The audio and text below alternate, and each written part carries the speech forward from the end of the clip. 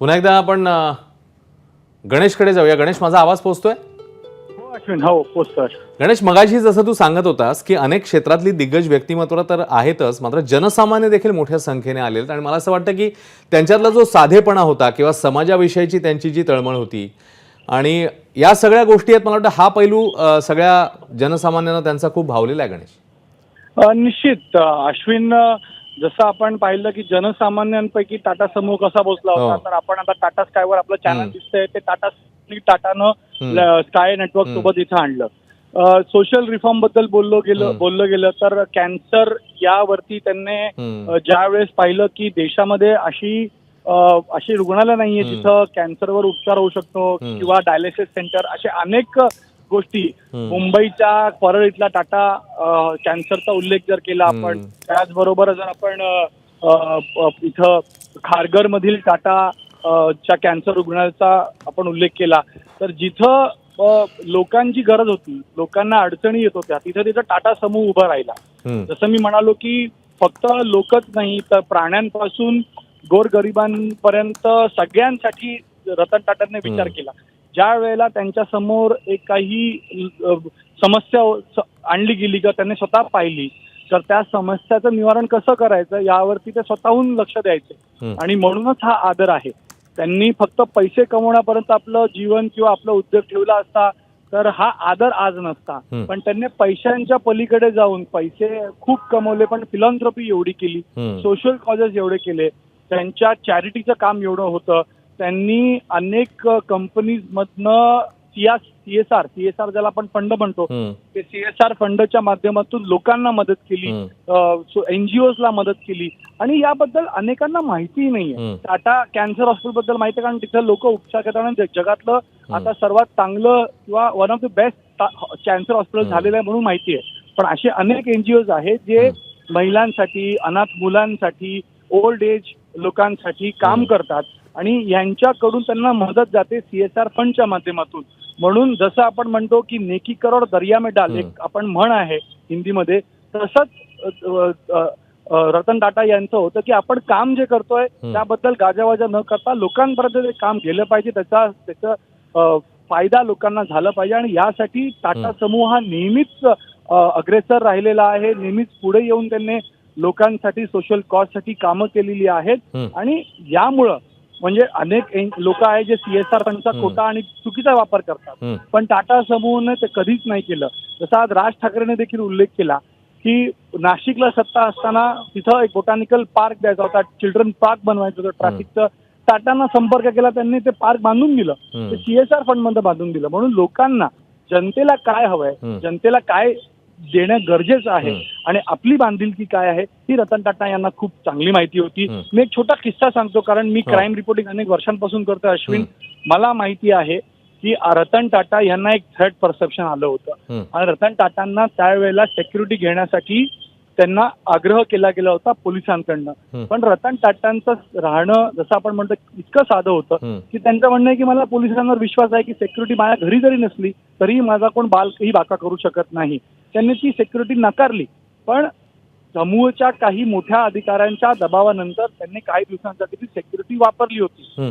त्या security officer आणि जी team होती त्यांचं त्यांनी एवढं लक्ष ठेवलं आणि काही दिवसानंतर त्यांनी स्वतःच विनंती केली की आता मला तुमची गरज नाही, ज्यांना तुमची गरज आहे त्यांच्याकडे जा, त्यांचं रक्षण करा. म्हणून त्यांना जर हवं असतं तर त्यांना 24 hours/7 अशी सिक्युरिटी सरकारनं, राज्य सरकारनं प्रोव्हाइड केली असती, केंद्र सरकारनं केली असती.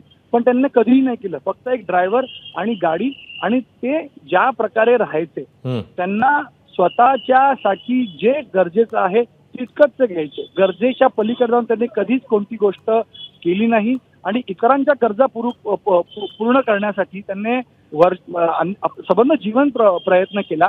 आणि यामुळे जमशेदपूर ते इथला प्रवास, मुंबईमध्ये येणं, बॉम्बे हाऊसमध्ये श्वान प्रेम, लोकांच्या प्रती, लहान मुलांच्या प्रती प्रेम, असंख्य अशा गोष्टी आहेत की जर कोणी पुस्तक लिहिण्याचा प्रयत्न केला, अनेकांनी केलेला आहे, अनेकांनी त्याच्यात उल्लेख केला आहे, पण हा त्यांचा जो प्रवास राहिलेला आहे 86 वर्षांचा, ते पुस्तक लिहिण्यासाठी मला वाटतं एक सिरीज किंवा व्हॉल्यूम काढावी लागेल. कारण असे असंख्य किस्से रतन टाटांच्या अवतीभोवती फिरणारे आहेत, जो एक एक व्यक्ती त्यांच्यासोबत जोडला गेला आहे तो सांगू शकतो.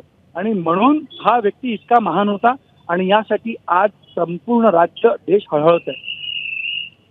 अश्विन, खरंय गणेश. आणि त्यांचे जर प्रेरणादायी विचार म्हणजे आता कालपासून तू देखील पाहिले असशील प्रसारमाध्यमांमध्ये असेल किंवा अन्य ठिकाणी त्यांचे जे काही थॉट्स म्हणूया आपण किंवा असे काही वन लाईनर्स आहेत त्यांचे जे आपल्याला खूप मोठा संदेश देऊन जातात. मग अगदी आयुष्यात पुढे जाण्यासाठी चढउतार महत्त्वाचे आहेत हा अतिशय सिंपल नेहमीचा सोपा थॉट असेल किंवा मी योग्य निर्णय घेण्यावर विश्वास ठेवत नाही तर मी निर्णय घेतो आणि नंतर ते योग्य करून दाखवतो.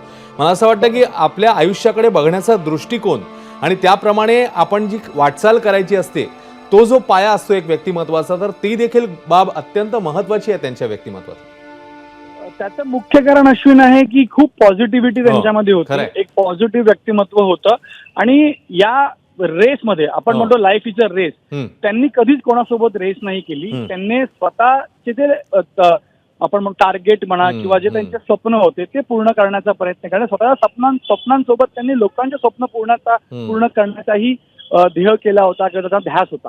आणि यामुळं जसं मी म्हणालो की हे पॉझिटिव्ह व्यक्तिमत्व इतकं होतं की त्याला खाली आण आणि माझा समूह वरती जाईल, मला सर्वात पुढे जायचं, जास्त पैसे कॉन्ट्रॅक्ट कमवायचे किंवा टेंडर्स घ्यायचे, हा हेतू उद्देश करून त्यांनी कधीच बिझनेस केलं नाही.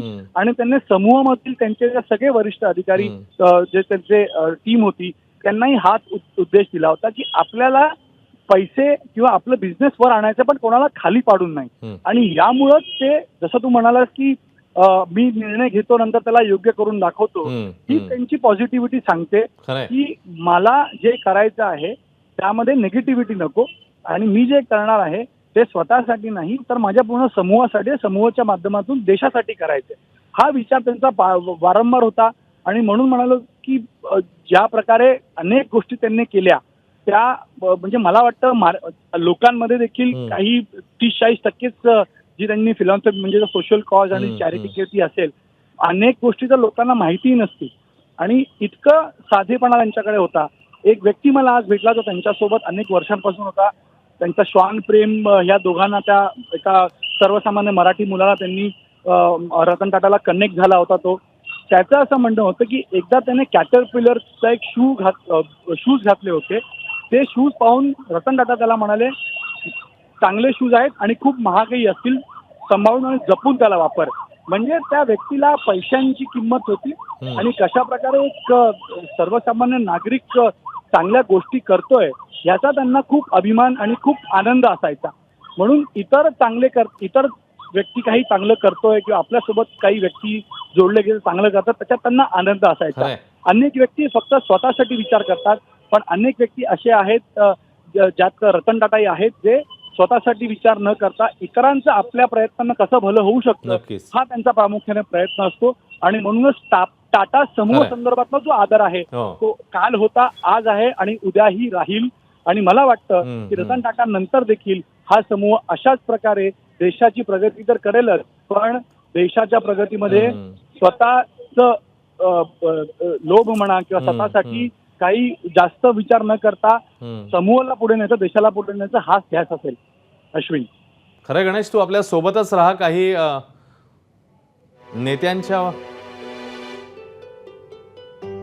नेत्यांनी आपल्या भावना व्यक्त केल्यात त्या आपण बघणारच आहोत. पण आता सध्या ही थेट दृश्य आहेत. रतन टाटा यांना अखेरचा निरोप देण्यात येतोय. त्याच्यामध्ये अनेक त्यावेळी मान्यवर उपस्थित आहेत. केंद्रीय मंत्री अमित शहा आहेत, मुख्यमंत्री उपमुख्यमंत्री आहेत.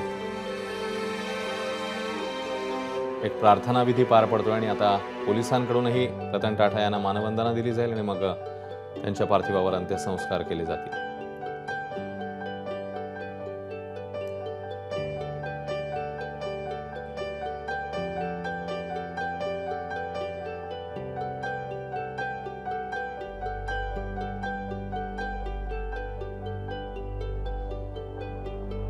केंद्रीय मंत्री अमित शहा हे रतन टाटा यांना आदरांजली वाहतायत, वंदन करतायत.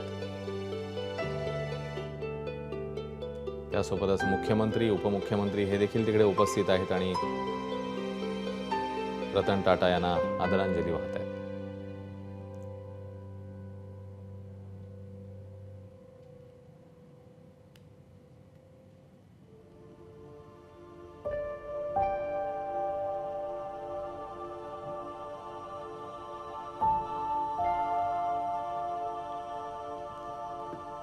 विविध क्षेत्रातली मान्यवर मंडळी त्याचबरोबरच जनसामान्य यांच्या साक्षीने आता रतन टाटा यांना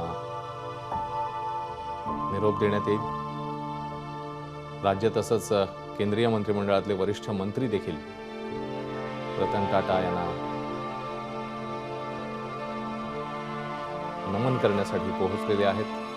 काँग्रेसचे ज्येष्ठ नेते सुशील कुमार शिंदे या दृश्यांमध्ये आपल्याला दिसतात. अनेक पक्षांचे नेते आहेत, अनेक क्षेत्रातल्या व्यक्ती आहेत, जनसामान्य आहेत, कुटुंबीय तर आहेतच.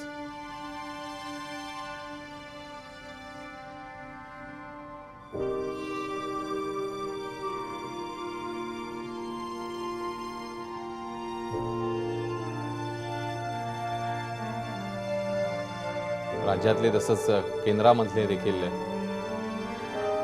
केंद्र सरकारमधले देखील मंत्री, राज्याचे देखील मंत्री तिकडे पोहोचलेले आहेत. शासकीय इतमामात अंत्यसंस्कार पार पडणार आहेत. उद्योग विश्वासोबतच समाजासाठी इतकं मोठं काम करणारा एक दिग्गज व्यक्ती, एक अत्यंत महान असं व्यक्तिमत्व म्हणून रतन टाटा. एबीपी माझा, उघडा डोळे बघा नीट.